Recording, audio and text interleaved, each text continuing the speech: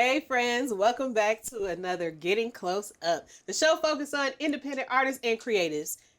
I say this all the time, but I mean it even more today. Make sure that you join the GCU fam by liking, commenting, and subscribing, hitting the notification bell because it helps our channel and it helps you stay up to date and know when new episodes drop so you can meet new artists like my next guest.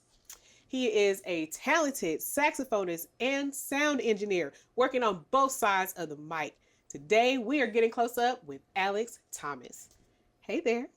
How you doing? I'm good. How are you? I'm doing pretty good today. Not too bad, actually. You look nice and cozy. Oh yeah, I got to. The temperature's dropping. I gotta put all those hoodies and beanies on. That's my style, so that's what I do. I mean, it's got some style to it. I like the layers. I appreciate it. Now, one of my favorite instruments is the saxophone. Okay. It is. It 100% is. And I know y'all are the popular girls of the whole thing. Like, okay. Y'all are the cool kids of the whole instrument hierarchy. Do you remember that skit Dave Chappelle did on Chappelle's Show? I don't know if you ever watched it, but he talked about the different instruments that people respond to. Mm-hmm. And he was talking about how black people respond to drums. Oh, yeah, of course. So he left out saxophone. Saxophone, yeah, I'd say that's a close second. Definitely a close second. But everybody responds to saxophone. So the funny part is, though, you did start out playing the saxophone. Not at all, actually, no. So tell me a little bit about that. How did you come to that? Yeah, of course. So yeah, I'd say when I was like a little kid, I love music. Grew up with my mom and dad, like R&B, soul, hip hop, everything like that. And I actually took up clarinet once I first entered middle school. So I played on soprano clarinet, alto clarinet, bass clarinet, and didn't actually get to play on the saxophone until about high school, so 3-4 years later. You did them all? Yeah, just about. I'd say most woodwinds. The only thing I really haven't picked up too much on is a flute, but that's my next goal. So. You have a goal to also play the flute. Now that's a hard instrument. Yeah, it's definitely difficult. Air supply and everything is so much different than saxophone, but a lot of saxophone players actually have a second flute as a instrument to use. So. Oh, okay. Yeah. That's something I never thought about before. The crossing of paths with instruments. So you say that basically a lot of saxophonists also play the flute. Mm-hmm. So you play you play a lot of woodwind instruments. Do you play any other instruments that are not woodwinds? Yeah, I actually started picking up bass about a year or so ago. So I've been working on that, especially with a lot of bandmates. Everybody that I work with, and the jammers, they're also supportive and helping me out with that. But yeah, besides that, always got to work on piano, especially whether or not it's for audio engineering or just like, writing my own songs. Too? It's such a fundamental instrument. It's like if you don't know it yet, you'll have to learn it later. So that's something else. I mean, I love how the mind works where you can just pick up different instruments. I can't get one hand to do one thing and the other hand. My mama tried. It did not work out. I've told the story before on the channel. It's a lot of trauma involved. Oh, but sorry. But so you were going to school and learning instruments and being exposed to that first. Then you got into band. Mm-hmm. What made you gravitate towards jazz band? Man, I'd say for me, it's really part of that older black music experience. Growing up with things like R&B and soul, all of those come so heavily from jazz. And even hip hop. I'm telling you, and whether or not it's like things like A Tribe Called Quest, or you're looking at older stuff where it's like mixed in with it, jazz, and like jazz fusion is still super popular today. Mm-hmm. But I think it's such a fundamental genre of music, especially for black musicians, that I think embracing it and trying to take that to newer heights today is what's going to help me get there. Yeah, it's so fundamental, and a lot of people don't really appreciate jazz so much anymore. And I guess maybe younger people. Yeah, I don't want to stereotype or whatever, right. Because there's a lot of older people that don't really dig jazz either, but it is a fundamental thing. And then too, being here in Kansas City, even more so. I'm telling you, yeah. So let's talk a little bit about your experiences. You got to travel internationally. Yes, I did. Playing music. So starting out with the clarinet, blasting through all of those. They give you an instrument, you playing it. All right, next. Just taking them and pitching them. Talk to me about the experience of being able to travel to play music. Yeah, of course. So while studying UMKC for like just my, last semester, honestly, I didn't even need the credits for it, but I was like, if I have the possibility, I want to be able to take my music and bring it, across the seas. So working with a French minor at UMKC, it gave me the opportunity to go to Lyon for Mm, about 6 or 7 weeks. Not only studying, but just really immersing myself in the culture right. with some really good students from UMKC. And it was such an amazing experience being so fully like like fully invested into a culture, and getting to experience it. I think, what was it? We celebrated what was it? International Music Day, that celebrated all over mostly Europe, Mm-hmm. but like everybody in the streets was either like playing Ooh, music. They had different DJs on like every single corner of the that sounds street, amazing. and it was like so many people like from all age, all demographics, just all enjoying music, one day out of the year, and just like it's all night. It was amazing, and just being able to be a part of that was really such a like important experience, not Mm-hmm. only for realizing what music is outside of like the U.S. and what I'm comfortable to, but also just to be able to connect with things I'm not used to.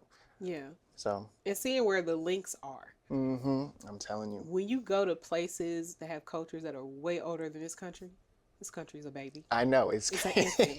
And that's what people forget all the hmm time that she knew.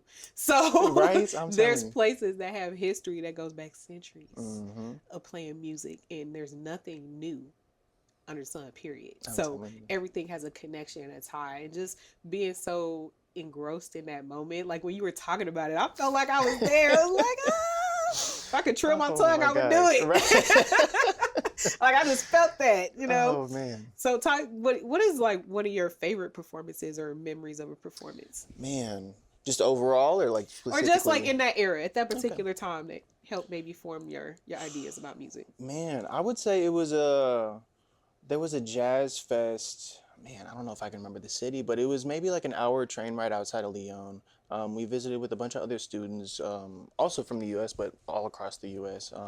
And it was like just an international jazz fest that they had. I want to say for like a week or so, and being able to, sit there and like kind of understand, where is jazz gone? Like it Mm-hmm. started, in the U.S. and like how has it changed so much that like it's like almost today when you listen to jazz, it's not even what you'd expect out of jazz, if that makes sense. What you get out of the 30s, 40s, 50s, all the like the fundamental stuff and how much it's Yeah, changed, how much it's influenced it's the music changed a today, lot. and it's definitely not the oldest music, but it's definitely been able to progress and branch out into so many different areas. It's got old roots though. Right? I'm telling Like you. something brand new that came out of something very deep and old. Hmm That's the thing I appreciate most about jazz and the thing I appreciate about blues because it gave birth to everything else I'm telling you. that we have here that then was taken around internationally Hmm and processed and mixed their influences into it and created new things. Yeah. That's like,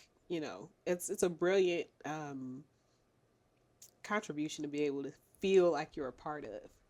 Yeah, I would definitely say so. So I'd say as far as like, really impactful moments, I would say that that Jazz Fest, even if we only there for a couple of days, being able to climb to the biggest, like one of the oldest amphitheaters they had in the area, like Mm, it was amazing, and being able to, I don't know, just listen to all kinds of music from people, who've lived completely different lives. But, it's all connected by that one thing, and it's jazz for me, and anytime I'm reminded of that, I'm like, yes, this is why I want to do this.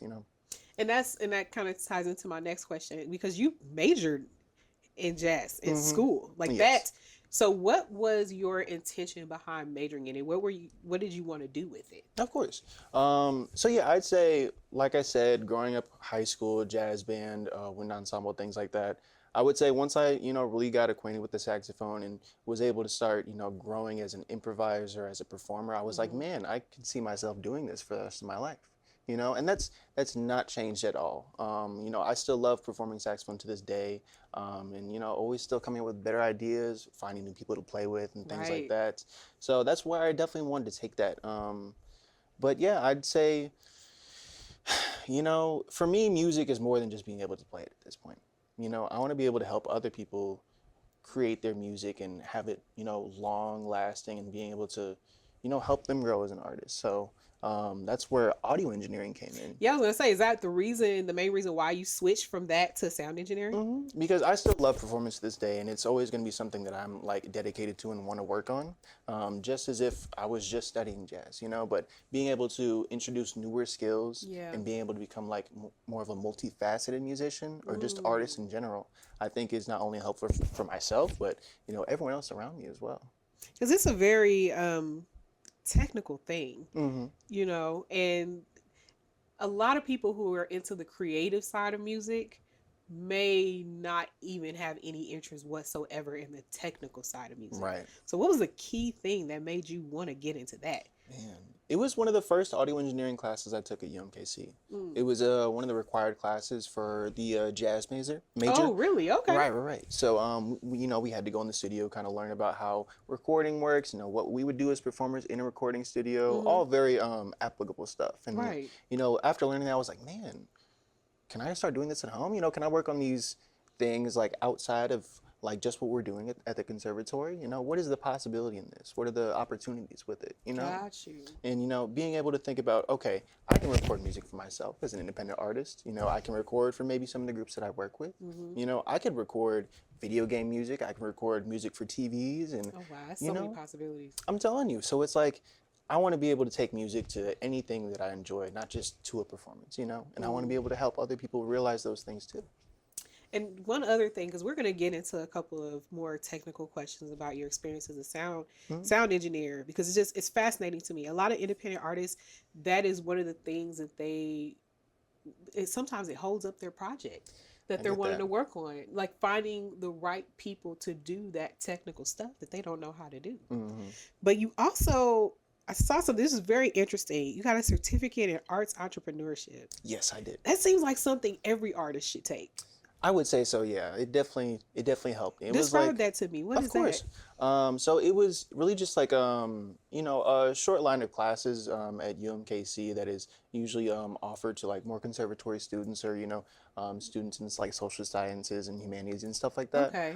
Because it's like business, but it's also like well any arts. You know, we focused on more music in some of the assignments and things we worked on, but you know it can be applied through anybody looking to be an entrepreneur, period. Oh, okay. You know? So not just people in the arts, but entrepreneurship, period. Because again, like talking to a lot of people, they struggle with the business side Right. of being in music so much, and so many artists don't have a manager to handle that for them.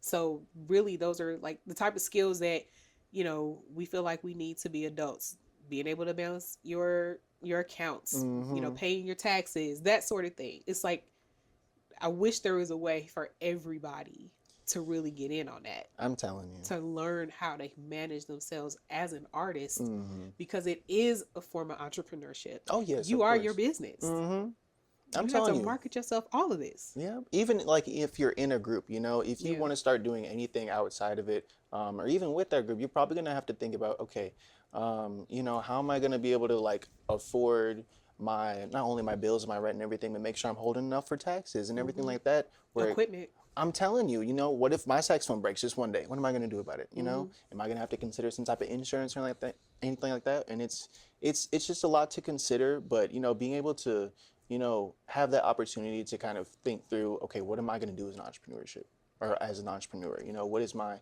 business plan going to be? How am I going to grow myself? Those are all things that I was, you know, required to start thinking about, you know? Yeah. So thinking about it just past playing saxophone, I was like, okay, I could be just a performer and do that, maybe a side man or, you know, try and do things, you know, by myself and form my own freelancing. group, right?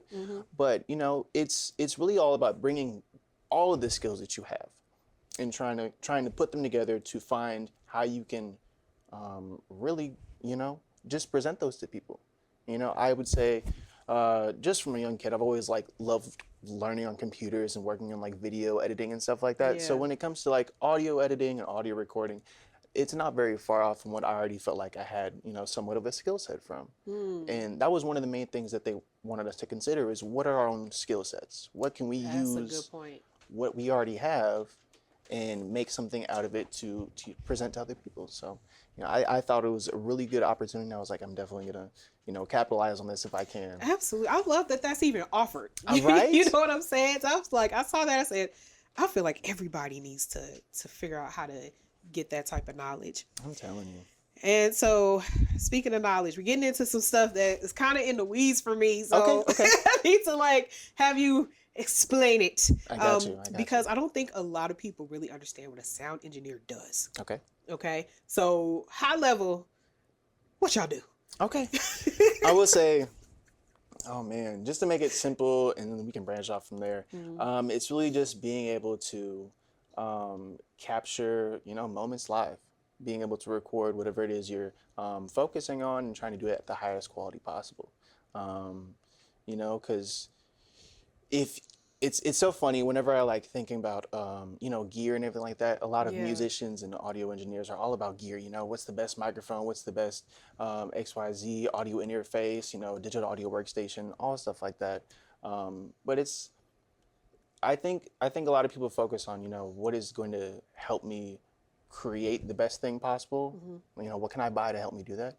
And it's not about what you can buy to necessarily make things the best. It's how you can use what you have. Like I said, with the entrepreneurship, right? What you have already to really do the best that you can, understand it the best that you can, to really understand what the limits are. I think when it comes to working as an audio engineer, I think definitely the bigger studios always have the most options, and that's great. But it requires you to come from somewhere where it's like, okay, why do you even need that option in the first place? Yeah. So like trying to like reverse engineer it in your mind and try to use your resources. So when you were studying, which medium of recording were you exposed to? Was it like digital, analog? Like what were you exposed to? Man, so they had a really big analog setup as well as a digital setup. So we got to actually work between those two and actually, start off analog with recordings and then, be able to develop into a digital because we had a big old SSL studio board, and it was a fully set up, and it's been around for a while, so they already had all of the analog systems set up. And then once they started introducing newer digital audio software, it kind of allows all of the people working in there to use both of the to experience both, and it's established. Yes. Okay. And you were talking about DAWs. You kind of spat out the actual the words for the acronym. Right. I know what an acronym is, but it's like trying to figure, is there a word for the words that make up the acronym? Those are just words. So with the constant evolution in technology, how does one figure out what DAW or what system they want to use?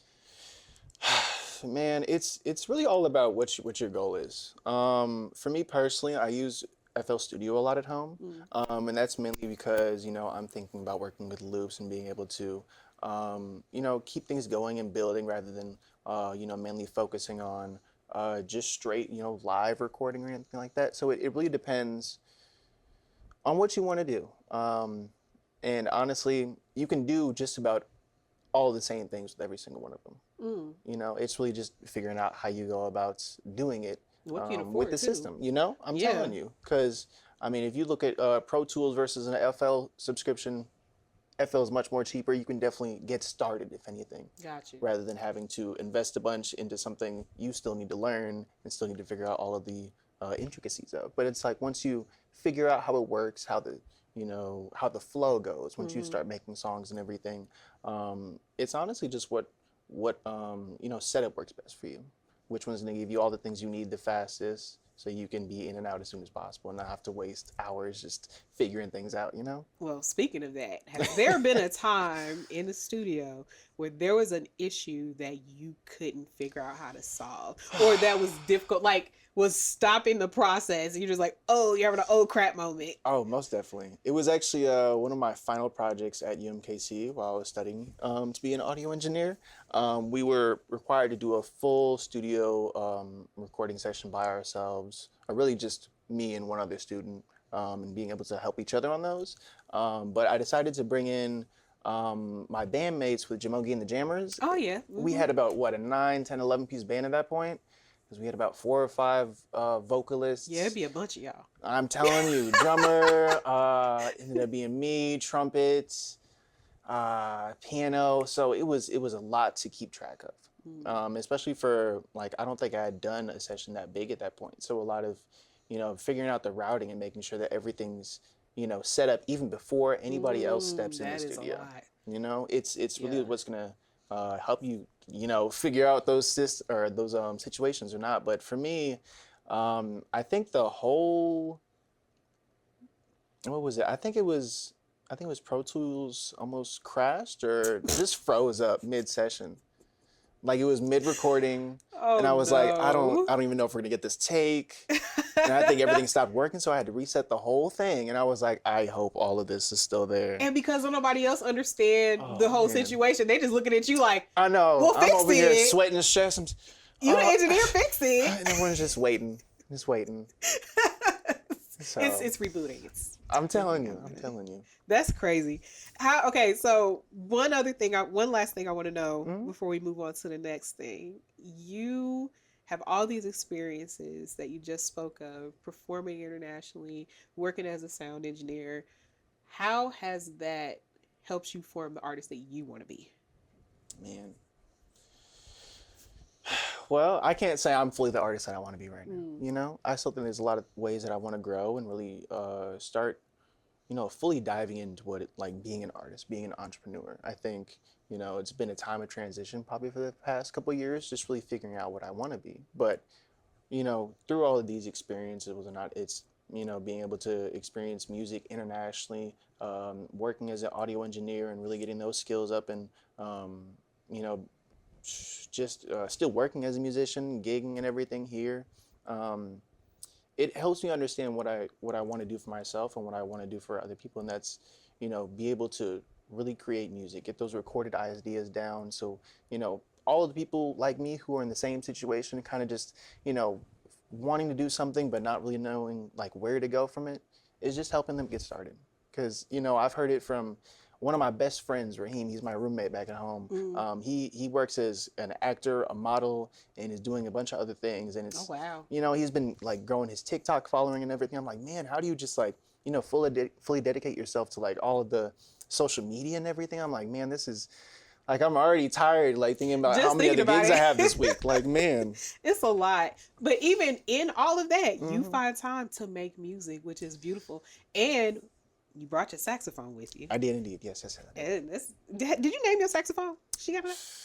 I don't know. See, okay, now I was just wondering, because I know people with guitars. I was just throwing that out there because I was wondering if you ever named her. But you put together an original song, an exclusive, first time performing that you want to do right here on the show. Yes, I did. All right. Well, I can't wait for it. So, friends, present to you an original exclusive piece by Alex Thomas called Get to It.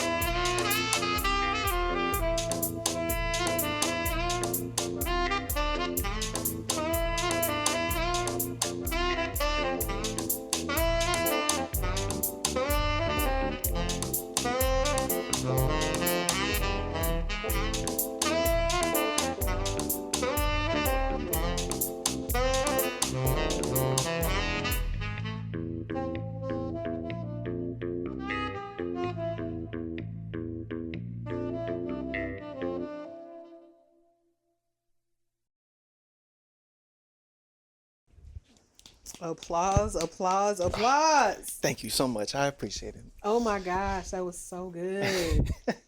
And you literally just put that together. Yeah, I'd say so in like the last, week or two? That's crazy. That's crazy to me. I can hear the influences of everything that we've talked about. Really? Like going into that song. I really can. I was Damn, there doing a little samba, I appreciate, I will say we went to Barcelona for a little bit when I was in France, so Nice. maybe a little Spanish influence. But no, Oh yeah, that's all up in there. I like it. That was awesome. And you lend all of these talents, being able to sound engineer and play all these instruments and compose songs, to being in the band. You just couldn't stay away from the band, like, could you? Oh, no. And you referenced it early, Jamogi and the Jammers. Mm-hmm. Talk to me about how the experiences being in that band have been similar or different to what you've experienced. Yeah, of course. Oh gosh, what can I say about the Jamogi and the Jammers? What can you say? Yeah. No, they're No, amazing. They're probably some of the most supportive band members I've ever had in any group. Multifaceted, I'm telling multi-talented. you, and it's like everyone's working towards the same goal. Mm-hmm. It's I don't know. It's been such a great opportunity to be able to learn with them. I think talking with everybody, whether or not it's talking about the songs that we're doing or Jamogi's having us learn, it's always so interactive. Mm-hmm. Everyone in the band is always coming with their own ideas. So, coming from like more of an academic based group where it's like, we're learning these different songs, just reading through them, trying to perfect those rather than like, going through like, okay, what can we do different about this? We might have played the same song, for the past few months. Mm-hmm. What can we do to make it different? How can we invigorate these things? And honestly, that's probably one of the biggest things I've taken away from the group is, being able to work as like I don't know, as a group and being able to cohesive unit. Right, and talk through ideas, whether or not they're going to work, just always being able to have people around you who you can, throw ideas back and forth with and, just have a good time playing music. Yeah, that makes a huge difference. But also, band life can have its challenges, or even, having to, and not so much just within dynamics of a band, but managing being in a band in your own schedule and being your own artist and working on your own music. What have been some of those things that you've run into? It's definitely been difficult. Like I said, a lot of I'd say last couple of years have been a lot of transitioning, trying to figure out what it is that I want, what can I accomplish with those around me towards those goals. And, it can definitely be hard, whether or not it's like working a job, also, working on your own passions and interests, whether or not that's writing music or XYZ, anything else. And then also being able to play in a band, it can definitely take up a lot in the schedule. So it's either I'm running around all day, jumping from point A to point B to point Z, all the way to point, I don't know. Whatever. Z, right. But, it's still so enriching, I'd say. Because like, even if I'm running back and forth between all these things and trying to juggle every single little thing I might have on my schedule, it kind of forces you to enjoy the things that you can while you get to, I'm not going to be in rehearsal for 8 hours a day and just be able to jam all day. But, when I am, I'm going to, put my best foot forward and, try and do the best that I can while I'm there. And then, do the next task or whatever might come around. So Exactly.